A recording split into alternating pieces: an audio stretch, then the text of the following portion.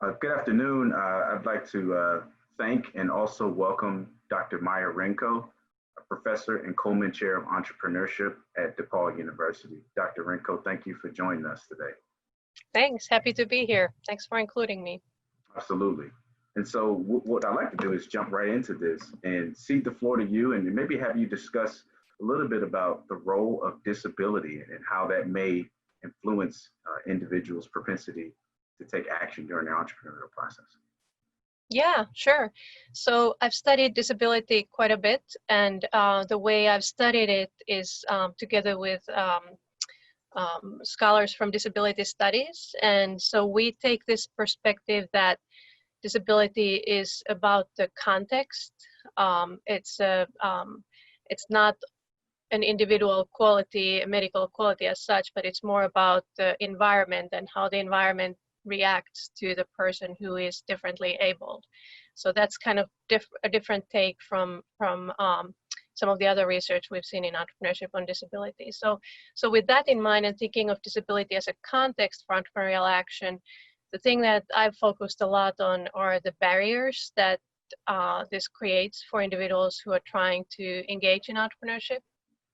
So entrepreneurial action, as we know, it's typically preceded by different kinds of processes where intention to act is being created. And so when we think of those processes and the barriers that are at work in there, sometimes we see that disability and other disadvantages as well that I've studied, they can prevent the intention from developing overall.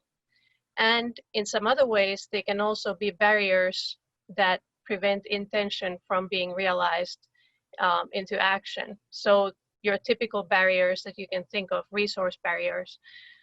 There are groups of the population and people with disabilities being one of them that face huge barriers to resource access. And so that would be one example of a barrier that kind of prevents even those who have an intent to act from actually acting entrepreneurially. Excellent. And so given this different approach that you've taken, where do you see perhaps maybe some of the future research opportunities as it relates to this area? Sure. So actually, I'm going to pull out the slide if I can here and talk about that with, can you see that now? I can, yes. Yeah. So in terms of the future research directions, and this would be like the two last bullet points that I wrote here on the slide. So first of all, I think a lot of the research in this area has focused on the barriers themselves and how to overcome those barriers. So disability and the related issues would be barriers to overcome for individuals when they engage in entrepreneurial action. There's also other types of barriers like gender barriers that have been discussed and whatnot.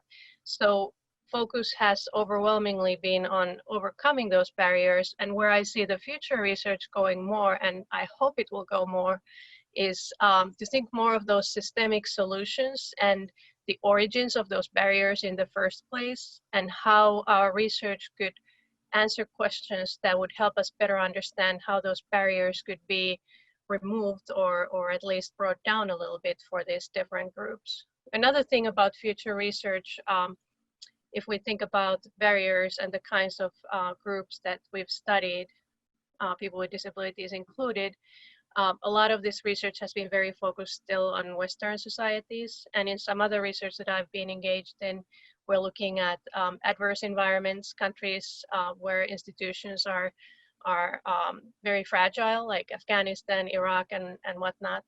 And then engaging or doing more research in places like that, where some of these assumptions about entrepreneurial action that we have simply are not the same. I think that's another way for future research to really contribute to entrepreneurial action. That's excellent. Thank you. Love the focus on just variance across contexts. I'd like to just thank you for your time today, and always a huge fan of the quality work that you do, and we'll continue to look forward for future work that you continue to produce. So thanks again. Thanks, Trey. It was a pleasure. All right.